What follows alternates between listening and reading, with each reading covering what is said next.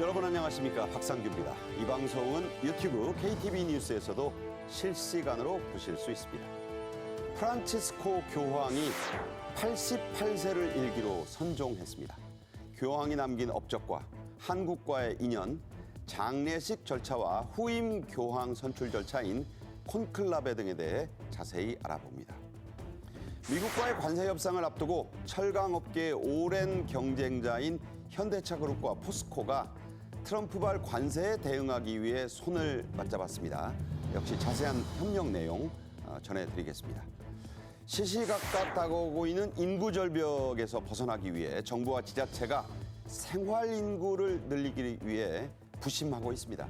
외국인과 기피 시설도 유치하는 등 다양한 정책을 하고 있는데요. 역시 짚어보겠습니다. 먼저 배종찬 인사이트 K 연구소장과 함께 말씀 나누겠습니다. 어서 오십시오. 안녕하십니까? 네.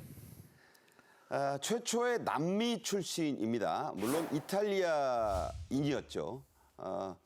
그런 프란치스코 교황, 건강이 좋아지시는 것 같다가 갑자기 선종하셨습니다. 88세를 일기로 별세했는데 천주교, 가톨릭에서는 이걸 선종한다고 하죠. 말씀드린 대로 병세가 호전되던 중이라 더욱 안타깝네요. 그렇습니다. 호흡기 질환입니다. 그런데 이제 병세가 좀 호전되던 상황이었거든요. 앞서 말씀해 주셨던 대로 프란치스코 교황이 향년 88세로 재위 12년 만에 선종을 했습니다. 퇴원 후에 이제 활동도 재개를 했는데 이 호흡 곤란 증세로 고용량 산소 치료도 받았고 혈소판 감소증과 빈혈로 수혈을 받기도 했습니다. 그런데 활동을 했습니다. 교도소도 방문하고 또 미국의 벤스 부통령을 또 면담을 하기도 했습니다만 이 병세가 또 악화가 됐습니다. 마지막 부활절 메시지를 남겼거든요. 가자 지구 상황이 개탄스럽다. 끝까지 인류의 평화를 이야기한 프란치스코 교황이었습니다. 전쟁 당사자들에게 휴전을 촉구하고 인지를 석방해 평화와 미래를 열망하는 굶주린 이를 도와줄 것을 호소한다. 메시지를 남겼는데 사실상의 유언이 됐습니다. 그런 셈이네요. 자, 앞서 말씀드린 대로 프란치스코 교황이 남긴 이 부활절 메시지, 결국 유언이 된 셈입니다. 우크라이나 전쟁도 하루빨리 종식돼서 평화가 찾아오기를 기원했습니다. 이 전쟁 관련 메시지를 많이 냈습니다. 역시 직접 들어보겠습니다. Cari fratelli e sorelle, buona Pasqua. Maestro delle cerimonie, di leggere il messaggio. Cristo risorto effonda il dono pasquale della pace sulla martoriata Ucraina e incoraggi tutti gli attori coinvolti a proseguire gli svolti volti a raggiungere una pace giusta e duratura. 네, 앞선 것은 고 프란치스코 교황님의 육성이었습니다. 역시 폐렴이 증상이 심했기 때문에 목소리가 저랬고 그 뒤에는 이 대독을 한 내용입니다. 그렇게 이해하시면 됩니다. 고 프란치스코 교황의 이 전쟁 반대, 평화 수호 의지, 이게 본인의 가족사, 체험에서 비롯됐죠? 그렇습니다. 이탈리아 이주민 아니겠습니까? 1차 세계대전에 참전한 조부의 영향입니다. 평생 반전 메시지를 계속해서 전달하고 설파했던 것이 바로 프란치스코 교황이었습니다. 프란치스코 교황은 2016년에는 폴란드의 아우슈비츠 수용소를 방문하기도 했고요. 그 독가스실이 있던. 그렇습니다. 러시아의 우크라이나 침공 뒤에는 모든 일정을 취소를 했습니다. 모든 일정을 취소하고 우려를 표명하면서 이것은 안 된다. 이런 저게 이제 아우슈비츠를 직접 걸었을 때 그 유명한 장면입니다. 그렇습니다. 저때 정말 그 아주 인상적인 장면이었죠. 맞습니다. 묵상하시면서. 숙연한 모습도 있었고요. 또 이전에도 교황 한 분이 바로 또 요한 바오로 교황이 또 폴란드 출신 아니겠습니까? 자, 프란치스코 교황은 전쟁은 죽음의 상인들만 살찌우는 광기다. 근데 이 표현이 상당히 저는 가슴에 와닿는데요. 만약 1년 동안 무기를 만들지 않는다면 세계의 기아 문제는 완전히 해결될 것이다. 네. 단 하루만이라도 군사비 지출을 멈춘다면 3,400만 명의 생명을 구할 수 있을 것이라는 말도 덧붙였습니다. 네, 저 교황이 걸으셨던 곳은 관광 코스이기도 한데 저는 못 가봤습니다만 저기 다녀오신 분들이 네. 교황이 서셨던 저 자리에서 많은 생각을 했다고 합니다. 9년 전이었군요. 아르헨티나로 이민 갔던 이탈리아계 5남매 가정의 장남이었습니다. 프란치스코 교황은 사제가 되기 전부터 이 무료 봉사활동을 하셨고 또 평생 청빈, 깨끗한 가난이죠. 그 소탈함을 몸소 실천하셨죠. 그렇습니다. 청렴과 소탈의 상징입니다. 프란치스코 교황은요. 즉위 직후부터 청빈, 소탈한 행보를 계속해서 보여왔습니다. 아무도 접촉하지 않을 만한 그런 장애인들하고도 기꺼이 접촉을 하는 그런 모습도 있고 흐름한 구두, 순금 대신 철제 십자가 목걸이를 착용을 할 정도로 그 검소한 모습이 정말 모든 만인들의 모범이 됐습니다. 그러니까 쇠목걸이한 교황은 아주 드물었어요. 그렇습니다. 정말 절대 권위라고 해도 과언은 아니지 않습니까? 앞서 이제 박 앵커에서 말씀하신 대로 아르헨티나로 이민 간 이탈리아계 5남매의 장남, 우리가 잘 알고 있는 축구 선수, 축구 황제 리오넬 메시도 바로 이탈리아에서 아르헨티나로 이민한 또 그런 가정에서 태어났었거든요. 그러니까 축구에 아주 열렬한 팬이었고, 그렇습니다. 또 뭐 탱고를 그렇게 좋아하셨고, 그렇습니다. 메시의 강팬이기도 했습니다. 중학교 때부터 공장 일을 했었고요. 공업학교로 지나가는 말 그대로 소박한 삶 그 자체가 프란치스코 교황이었습니다. 그러니까 이제 중학생 때부터 공장에서 일하셨고, 또 공업학교로 갔었다가 사실 사제가 안 됐을 수도 있는데 사제가 된 뒤에는 교황의 자리에까지 오르신 그런 아주 어찌 보면 참 드라마틱한 삶을 사셨어요. 프란치스코 교황은 트럼프 대통령이 일기 집권을 할 때 이민자들을 막는 이 국경 장벽을 세웠을 때 있었죠. 그때 비판 메시지를 아주 강력히 냈고 종교가 아닌 여러 사회 문제에도 목소리를 자주 내셨죠. 그렇습니다. 주저하지 않았습니다. 트럼프 대통령에도 일기 때 보면 할 말을 했습니다. 이번 2기 때는 워낙 뭐 병세각화됐어요. 하느님께서는 새로운 것을 두려워하지 않으신다. 장벽이 아닌 바로 이 국경 장벽을 이야기하는 겁니다. 미국이에요. 다리를 세우는 것이 진정한 기독교입니다. 바로 어록을 많이 남겼습니다. 2019년 사제들에게는 낙태죄를 사면하는 권한도 부여를 했습니다. 우리 가톨릭은 낙태가 안 되거든요. 그렇죠. 그것을 사면하는 권한도 부여를 했고 방금 전에 보셨듯이 트럼프 일기 이민 정책을 비판하면서 국경 장벽은 안 된다는 점도 강조를 했습니다.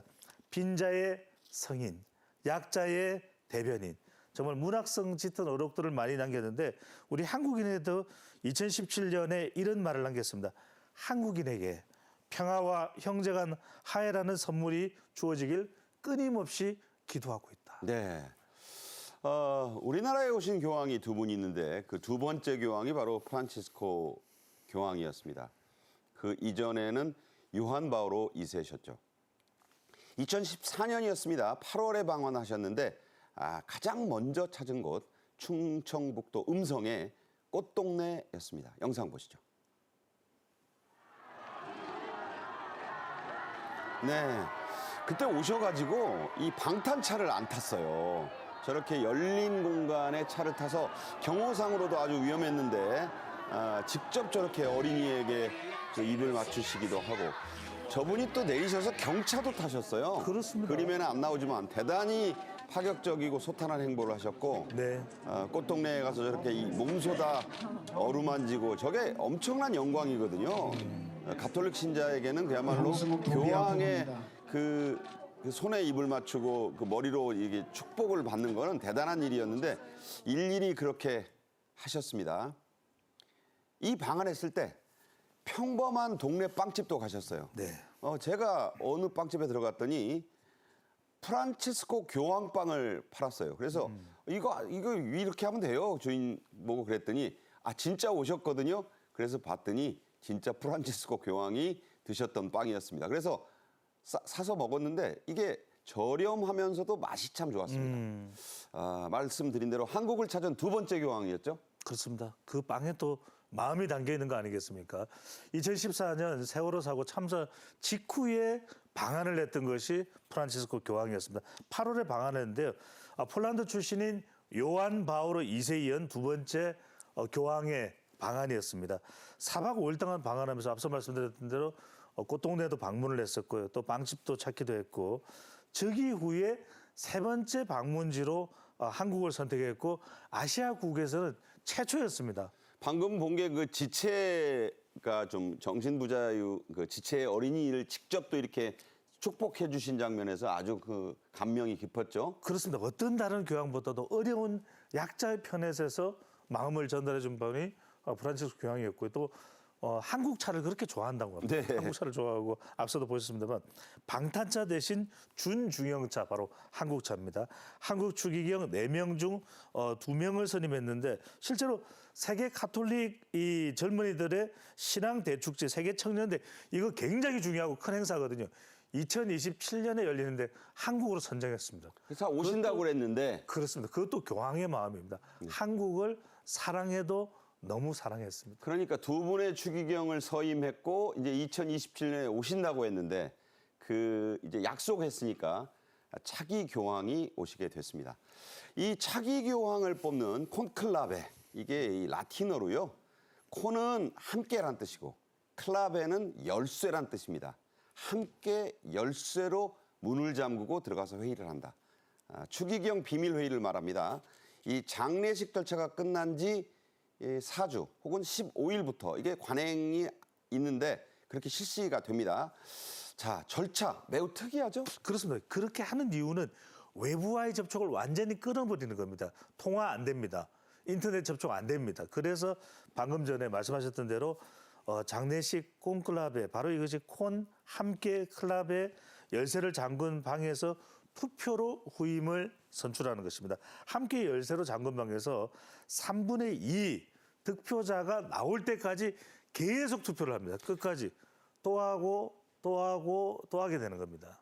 네. 네, 근데 이제 중세 때는 저게 기록을 찾아보니까 몇 달도 걸린 적이 있대요. 그렇습니다. 그때는 이제 교황의 권한이 막강했을 텐데 지금은 그렇지는 않고. 그렇지는 않습니다만 80세 미만의 추기경만 투표를 하기 때문에 추기경 중에 80세가 넘으면 투표권은 없습니다. 그래서 염수정 추기경은 이번에 82세라 못 갔어요. 그렇습니다. 한국에서는 유흥식 추기경만 연령대가 맞아서 이제 참석을 하게 되는데 이 교황청의 방문자 숙소에 묵게 되는데 성마르타의 집입니다. 숙식을 하게 되고요. 접촉은 일절 안 됩니다. 네.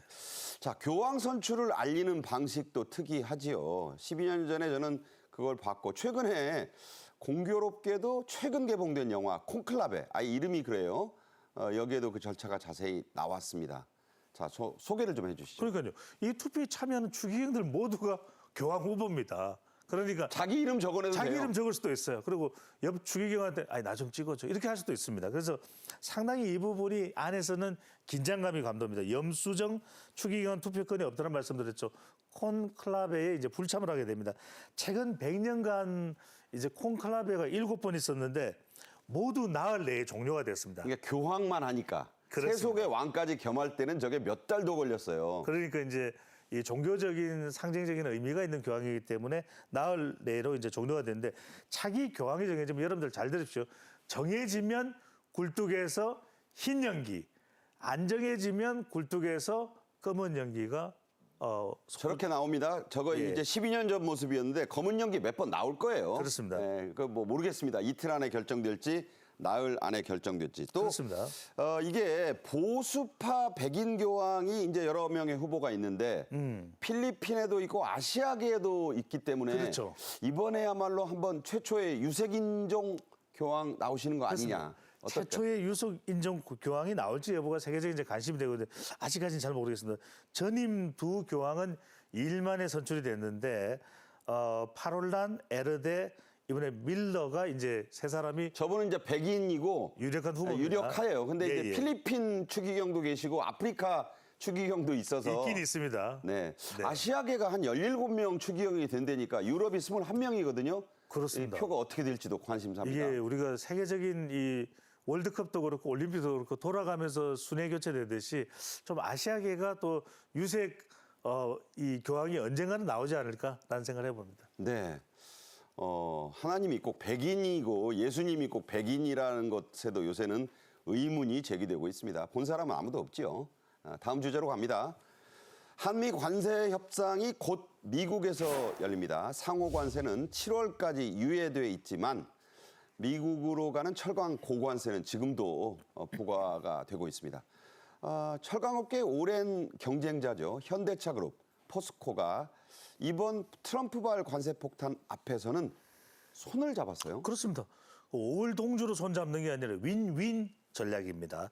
그러니까 포스코가 58억 달러를 이제 투자하게 되는데 현대차가 루이지애나에 이제 공장을 이제 세우기로 했습니다. 실제 여러분들이 미국에서 백악관에서 발표하는 것도 보셨을 텐데 지금 미국 지도를 보면은 동남부 쪽에 바로 기아 조지아 공장이 있고요. 또 현대차의 엘레베마 공장인데 여기에 이제 철판을 공급을 해줘야 됩니다. 근데 이제 이 여기에 루이지애나 제철소를 건립하게 되는데 현대제철도 있지만 포스코가 58억 달러를 투자하겠다. 그러니까 원래는 현대제철이 다 하려고 그랬는데 돈이 좀 딸리는 거예요 지금. 그래서 외부에서 이 자금을 이제 유입을 하겠다 이런 이야기를 했는데 바로 이런 부분에 대해서 이제 문제가 해결된 것이 같은 한국의 이 포스코가 투자를 하게 됩니다. 철강과 2차 전지 상호 협력 MOU를 체결하게 됩니다.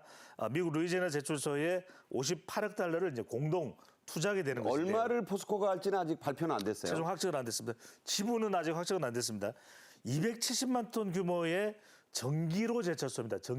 전기 이제 고로가 되는 것인데요. 제철소로 외국 대신 외국 자금을 좀 유치해 보려고 현대제철이 현대그룹이 고민을 했는데 포스코가 선뜻 참여를 하게 되는 겁니다. 포스코는 일부 현지 생산 물량을 직접 판매하는 방안도 그러니까 직접 다른 곳에 다른 회사 또 기업에다가 판매하는 방안까지도 검토하고 있다고 합니다.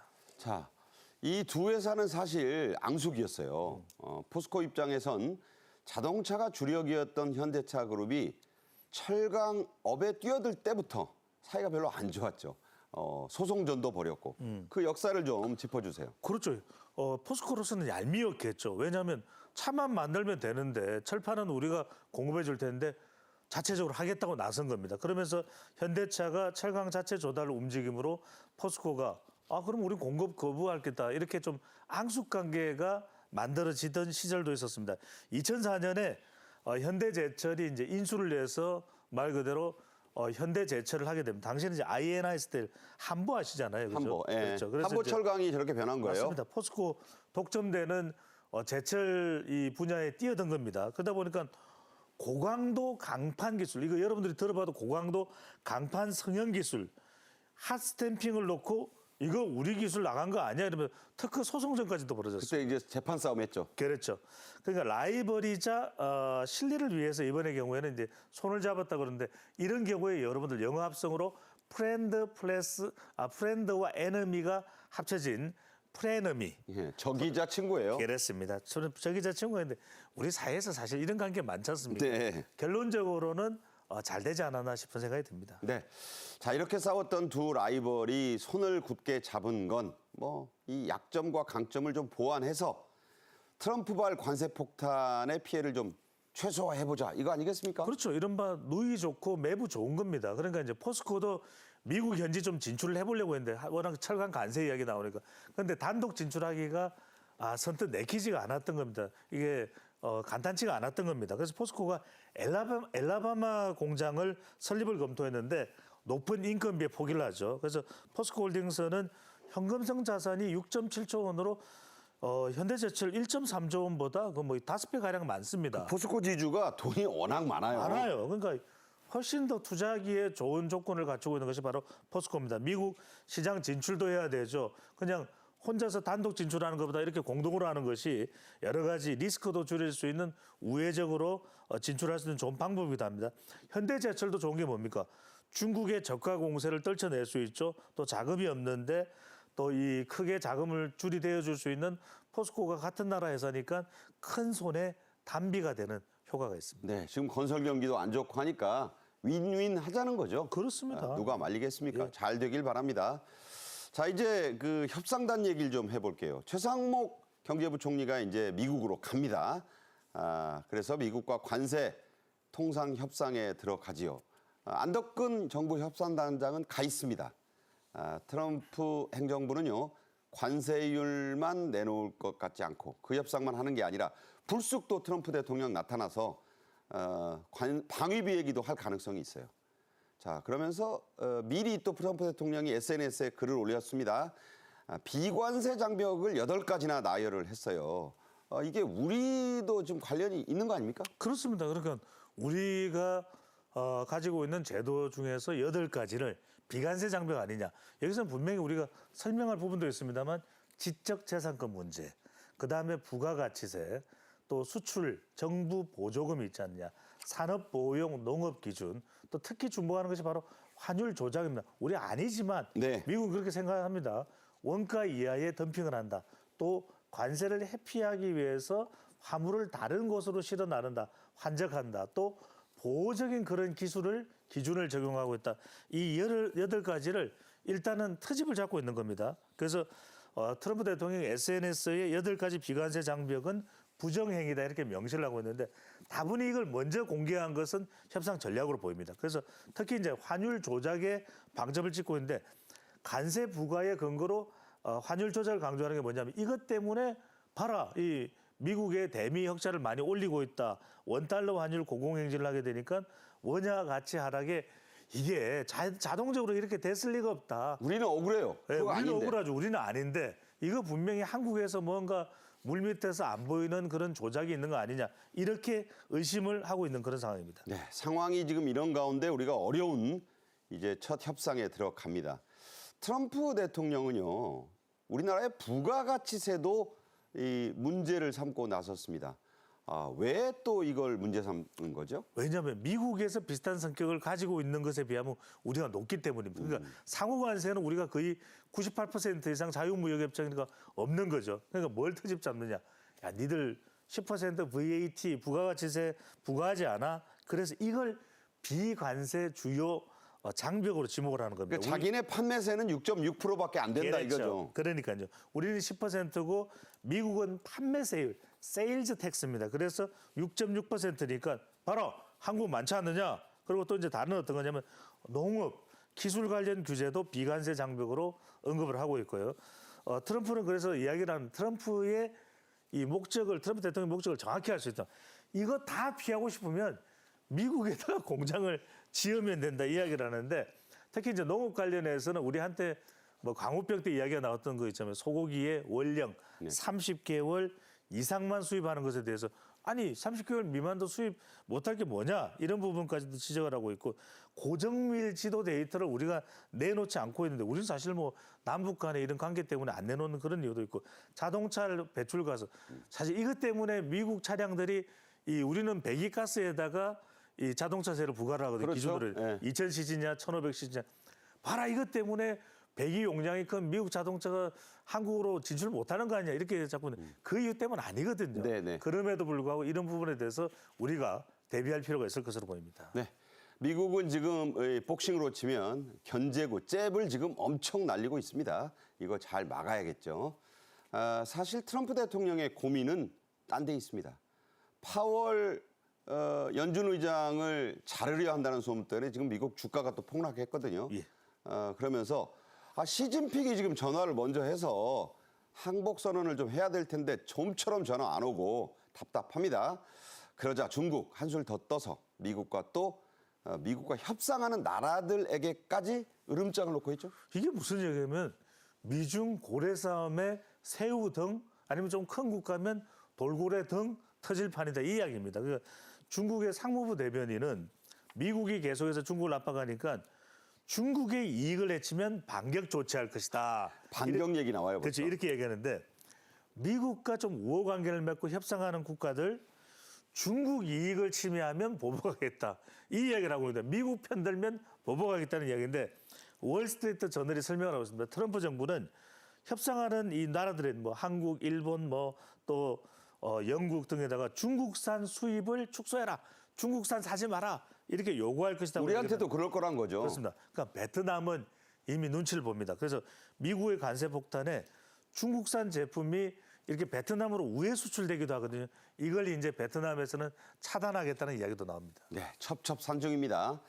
자, 미국은 일본과의 첫 협상 때는 중국의 압박 얘기를 일절 안 했습니다. 그런데 이제 곧 있을 우리나라와의 협상에서는 이 얘기를 꺼낼 가능성이 더 크다. 이렇게 지금 외신들이 보고 있죠. 그렇죠. 왜냐하면 중국은 우리에게도 중요한 교역국이거든요. 그러다 보니까 미일 1차 협상에서는 중국 압박 문제를 거론 안 했는데 우리한테는 할 것 같다. 한미 관세 통상 협상에서는 중국과의 교육 축소를 이야기할 것 같습니다. 또 중국에다가 반도체 또 수출하지 말라고 이걸 우리한테도 이야기를 할 것 같은데 한미 2+2 관세 통상 협상이 24일 밤 우리 시간으로 9시에 예정이 돼 있습니다. 뭐 얼마 안 남았어요. 그렇습니다. 여기에서 어떤 이야기들이 나오는지 우리 국익을 우선으로 할 때 어떤 협상을 할지도 잘 좀 신중하게 대응을 해야 될 것으로 보입니다. 네, 우리 시간 24일 밤이니까 만 이틀이 안 남았습니다. 안 남았습니다. 네, 우리 정말 잘해야 됩니다.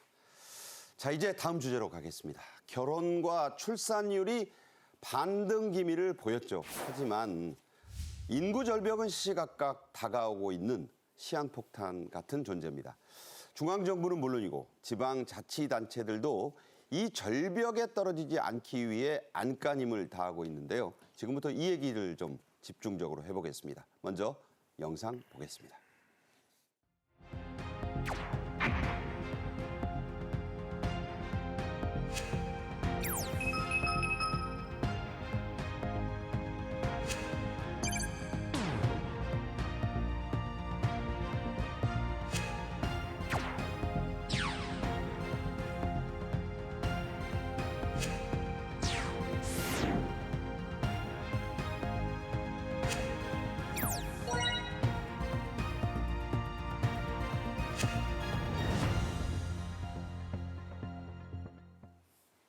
네, 이 주제에는 양지민 변호사도 함께하겠습니다. 어서 오세요. 안녕하세요. 네. 자, 인구 절벽. 정말 이게 용어가 섬찟하죠. 이걸 실감하는 통계가 나왔습니다. 지난 5년 사이에 45만 명. 이게 사이즈를 비교해드리면 목포와 거제시를 합친 정도 됩니다. 그 인구가 사라졌죠? 그렇습니다. 5년간 무려 45.6만 명이 자연 감소한 것인데요. 이 통계를 보시면 2020년에는 3.3만 명이 감소를 했습니다. 그런데 그 감소 폭이 점점 늘어서요. 2024년에는 그러니까 작년이죠. 무려 12만 명이 자연 감소한 것입니다. 이 추계를 쭉 합쳐보면 45만여 명이 이렇게 자연 감소했다라고 볼 수가 있겠고요. 물론 이 출생률이 조금 늘기는 했습니다. 출생아 수가 23만 8천 명으로 작년에 집계가 됐거든요. 하지만 사망자 수가 더 많기 때문에 출생자가 소폭 증가하더라도 그 효과는 좀 미미했다라고 보입니다. 저출산의 기조가 지속될 것으로 예상이 되고 있는데요. 한 전문가는 이렇게 저출산 기조가 계속된다라고 한다면 이러한 인구 감소 추세는 큰 흐름이기 때문에 되돌리기는 어렵다라는 이야기를 하기도 합니다. 네. 자, 뭐 꼭 결혼 안 하고도 출산을 할 수 있지만 그래도 우리나라에선 결혼을 하고 출산을 해야 인구 절벽을 조금이나마 좀 막을 수 있을 텐데 예비 부부를 울리는 이 바가지 상원 아주 기승을 부리고 있죠. 네, 이게 계약을 82만 원만 내면 체결할 수 있다라고 홍보를 하지만 실제 청구된 비용을 받아들면 최종은 한 280만 원가량이 된다라는 것입니다. 3배가 넘네요. 그렇죠. 그 이유가요. 최소 금액으로 책정을 해놓고 이거는 추가 옵션 서비스다라고 하면서 계속해서 추가하는 금액이 늘어나는 형식이라는 것입니다. 그렇기 때문에 일명 스드메 덤터기다라는 이야기까지 나오고요. 사진 한 장을 추가하고자 하면 4만 원을 내라라고 요구를 하는 네. 업체도 있다고 하고요. 그리고 앨범에서 조금 더 높은 사양, 그리고 드레스도 마음에 드는 이걸 고르려면 돈을 얼마 더 내야 된다. 라면서 이렇게 옵션 추가 비용이 정말 그야말로 폭탄이다라는 이야기가 나옵니다. 계약 후에 그러니까 일단 계약을 유도해야 되다 보니까 82만 원이라고 하고 계약이 체결된 이후에는 다 이런 것들이 추가라는 것을 공개를 하면서 계약에서 쉽게 빠져나가지 못하도록 이렇게 하는 수법을 일반적으로 사용하고요. 혜택을 누리려면 오늘 계약해야 된다라면서 압박을 하기도 합니다. 무슨 홈쇼핑도 아니고. 그렇죠. 이 소비자들 입장에서는 가격을 조금 세밀하게 비교하고 결정을 하고 싶은데 무조건 방문해야만 알려준다라고 하는 업체도 있습니다. 네. 이거 참 횡포입니다. 문제는요. 결혼 업계가 견적의 공개를 막고 있기 때문이란 지적이 나옵니다. 자, 이거 단속 처벌은 왜 잘 안 됩니까?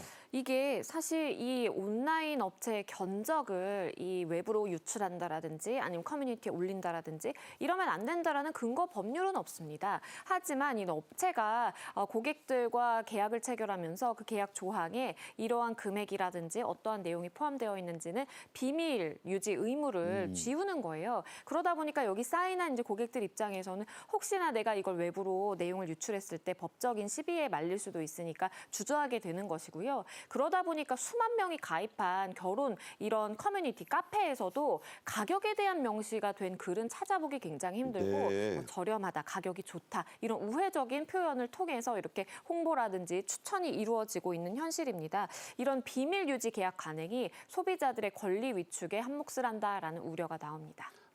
규제 개혁 중에 저것도 아주 시급해요. 저런 거 빨리 손 봐야 됩니다.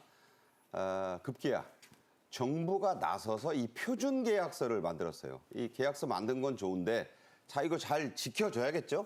맞습니다. 공정위에서 이 표준 계약서를 마련을 했는데요. 표준 계약서에는 기존에 다 옵션으로 들어갔던 것을 기본 항목으로 넣어서 소비자 입장에서는 계약서 첨면만 보더라도 내가 얼마를 지불해야 되는구나라는 것을 손쉽게 알 수 있도록 했고요. 그리고 이 설명을 의무화했습니다. 사실 우리가 금융계약이나 이런 걸 체결하면서 설명 듣지 않으면 뭐가 뭔지 잘 모르거든요. 그렇죠. 그렇기 때문에 드레스는 얼마, 사진 촬영은 얼마, 추가는 얼마씩 하면서 이렇게 내용을 고객에게 설명하도록 하는 의무화 조항도 넣었고요. 위약금의 경우에도 파기할 수도 있는 것인데 그것이 위약금 폭탄으로 돌아오면 좀 문제가 되겠죠. 그렇기 때문에 위약금을 물게 되는 상황이라든지 날짜, 시간별로 계산해서 얼마의 위약금을 물어야 되는지도 명시했습니다. 네, 잘 지켜줘야겠지요. 이제 조금 다른 주제입니다. 이 서울 등 대도시, 큰 도시에서는 잘 못 느끼지만 지방 도시로 가거나 시골로 들어가면 이게 지역이 없어진다. 이른바 지역 소멸이란 말이 그대로 느껴진다고요? 그렇습니다. 이게 중앙이냐 수도권이냐 또 지방이냐 비수도권이냐 확연히 다릅니다. 저도 이제 지방 출신이지만 뭐 제가 한참 살았던 70, 80년대만 하더라도 지방도 융성융성했거든요. 그렇죠. 근데 지금은 전혀 그렇지가 않습니다. 지방이 사라진다는 이야기가 나오는 것입니다. 지자체 절반이 소멸 위기고요. 국가 경쟁력이 이렇게 되면 저하될 수밖에 없다는 이야기가 나옵니다. 소멸 위험의 지자체가 더 늘어났습니다. 108개에서 113개로 전체의 절반인 49.3%로 되고 왜냐? 젊은 층이 다 빠져나갑니다. 그래서 지방 인구가 고연령대로 거의 편중되는 이런 상황이 더 심해지고 있습니다. 저도 선친 이상이 살던 곳에 가보면 할아버지 할머니밖에 안 계시고 아이 찾아보기 어렵고 아이 노는 소리 울음소리 사라진 지 오래다. 곧 없어질 것 같다는 말 정말 섬뜩합니다. 그래서 중요해진 말이 있어요. 상주 인구보다는 생활 인구라고 하는데 자, 이거 정확히 어떤 용어인가요? 이렇게 생각하시면 상주 인구는 그냥 거기에서 뿌리를 내리고 사는 사람들입니다. 네. 근데 생활 인구는 뭐냐? 잠깐이라도 와서 이 지역에 방문을 하거나 머무르는 사람들입니다. 그만큼 이 지역이 이 기능을 제대로 한다는 이야기가 되거든요. 그러니까 체류 인구가 그렇습니다. 보다 6배 가까이 많네요. 그렇습니다. 어떠냐면은 월 1회 하루 3시간 이상 머무는 체류 인구 플러스 등록 인구가 되니까 상주 인구보다는 생활 인구 숫자가 더 많아질 수도 있다라는 이야기인데 지난해 1월에서 9월 중에 이제 최고값을 기록했습니다. 이들을 보면은 이제 평균 체류 횟수가 3.21, 체류 시간은 12시간, 단기 숙박이 주로 이제 여행을 오는 경우가 되겠죠. 30살 미만 여성이고 통근 통학형은 40대, 50대 남성들이 됩니다. 그러니까 인구는 줄어들 수밖에 없습니다만 이 지역이 계속해서 그 기능을 할 수 있도록 해주면은 방문하는 사람들, 잠깐 머무르는 사람들은 유지가 될 수 있지 않겠습니까? 그만큼 생활 인구가 오히려 더 중요해지고 있다라고 볼 수 있는 겁니다. 그러니까 딴 데 살아도 3일 이상을 확실히 머물고 그렇죠. 한 12시간 정도는 머물면 그게 이제 생활 인구가 되는 거군요. 맞습니다. 가령 이제 전라남도 해남이면 인구는 줄 수밖에 없습니다. 하지만 여기 관광을 오게 되죠. 와서 또 여행도 하지만 또 여기 일거리가 생기면 머무르는 것은 그 인근의 광주라도 애들 교육을 위해서 그래도 와서 직접 일도 할 수 있고 이런 생활 인구는 더 늘어나고 유지가 될 수 있다는 의미인 거죠. 네, 그렇군요. 자, 대한 외국인이란 말이 회자된 지 오래입니다. 그런 프로그램도 있죠. 곧 300만 명이 된다고 합니다. 엄청난 숫자예요. 인구 절벽에 매우 큰 대안이죠. 그렇죠. 국내 체류 외국인이 265만 명으로 지난해 집계가 됐습니다. 5년 내에 한 300만 시대가 올 것이다라고 지금 예측이 되고 있는 상황이고요. 이게 지난해 12월 통계예요. 근데 그 전달과 비교를 해봤을 때 9천 명가량이 급증을 한 그 통계도 나오기도 했고요. 일단 외국인이 이렇게 국내에 들어와서 일을 많이 하게 되면 이 지방의 인력난이 해소가 되고 그렇기 때문에 지방에 사람이 너무 부족해서 일할 사람이 없는데라는 그러한 그 대안이 될 수 있다라고 이야기가 됩니다. 그리고 예전과 비교해봐도 외국인들이 이렇게 단기 비자를 얻어서 열심히 일하고 돈 벌어서 고국으로 떠나는 것이 아니라 이게 완전히 제2의 고향으로 자리를 잡아서 평균 체류 기간을 보면 한 6년이 넘게 체류를 한다라고 해요. 제2의 고향이네요. 그렇죠. 본인의 이제 주거지로 이 자리를 잡고 지내면서 사실 본국에는 그냥 여행을 다녀오는 그런 수준으로 체류를 하는 외국인들이 많이 늘었고요. 이제는 이방인이 아니라 좀 이웃이 되어가는 과정이다라고 생각이 되고 많은 외국인들이 한국에서 살고 싶다라는 이야기도 한다고 합니다. 네, 요새 각종 프로그램 보면 뒤로 돌아서 들으면요. 한국인이에요, 발음이. 근데 돌아서 들으면 아프리카계도 있고 정말 놀라운 일이 많습니다. 님비라고 하죠. 이게 이제 내 뒷마당에는 안 돼라는 그런 영어 약자를 모은 겁니다. 혐오 시설 또 기피를 하는 그런 현상을 말하는데 이것도 이제 인구 절벽 앞에서는 속속 사라지는 추세입니다. 그렇게 해서는 지자체 소멸이 된다는 거예요. 아예 이 기피 혐오 시설을 인구 절벽 해소에 하나의 대안이 되도록 하고 있죠. 그렇죠. 예전에는 뭐 교도소 들어온다 아니면 소각장 들어온다라고 한다면 주민들이 정말 이렇게 반대 시위를 하기까지 했었는데 이제는 각 지자체에서 인구가 줄다 보니까 유치를 하려고 노력 중입니다. 많아요. 충남 금산군은요. 양수발전소 이미 유치했고요. 대구 군위군도 군부대 유치했습니다. 그리고 청송군 여자교도소를 지금 유치하려고 추진 중이고요. 거창은 공설 화장장 또 서귀포시는 폐기물 소각장을 유치를 했습니다. 워낙 이렇게 이제 인구가 감소하다 보니까 이 지자체의 수익성이 굉장히 낮아지다 보니까 이것이 큰 문제로 대두가 됐고 시설마저 너무 공동화되고 있다. 정말 인구가 너무 절벽의 상황에 처하고 있다라고 하다 보니까 뭔가 활기를 불어넣기 위해서 저런 시설물들을 유치해 오면 인력이 늘고 그러면서 가족들도 함께 이제 이주해 오면서 이렇게 조금 상권이 살아나고 활기가 생기지 않을까라는 기대감으로 저렇게 적극적으로 유치를 하고 있습니다. 군부대, 여자교도소, 화장터, 소각장. 예전에는 오면 절대 안 된다고 하던 걸 이제는 유치하고 있다. 자, 이 기피시설 유치를 위한 지자체 간의 경쟁도 치열하다고요? 그러니까 서로 유치하려고 합니다. 충성 어서 오시지 말입니다. 뭐 이렇게 되는 거거든요. 네. 군부대를 유치하기 위해서.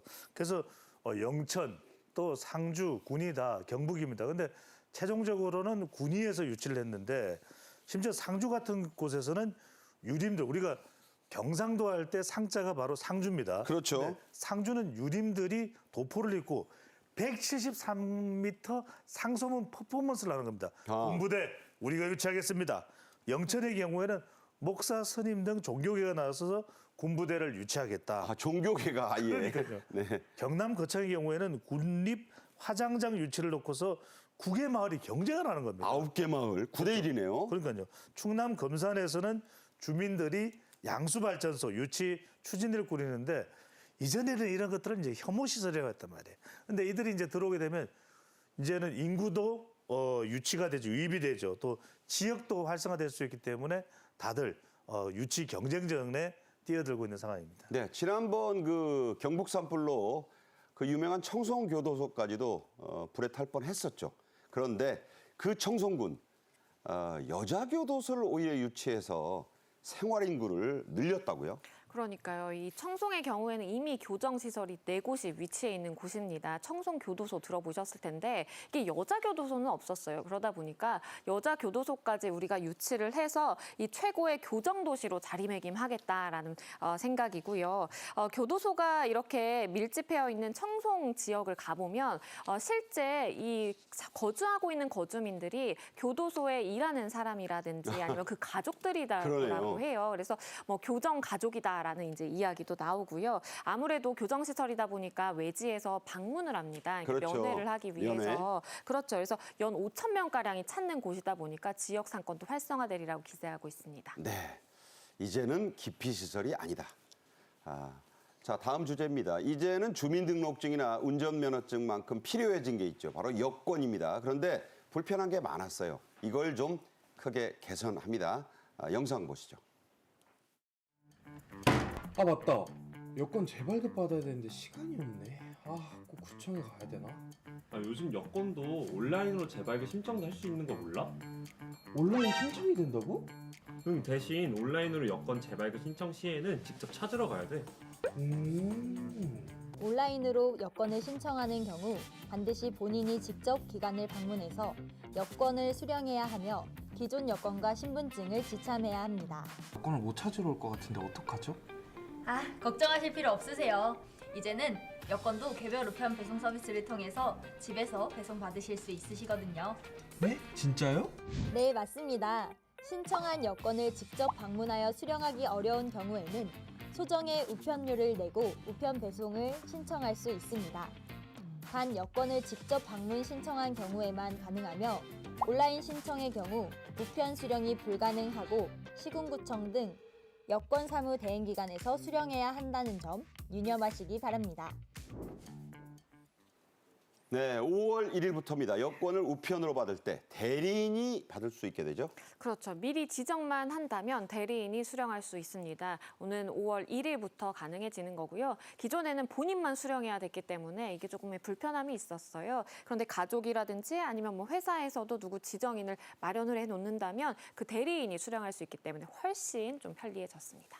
네, 여권 유효 기간 만료 알림 서비스도 한다니까 참고해 보시고요. 자, 이 사건 하나 말씀드리겠습니다. 여권에 들어가는 영문 표기가 이 고시된 표기법과 달라도 된다. 이거 중요한 법원 판결이 나왔어요. 이게 왜 중요하죠?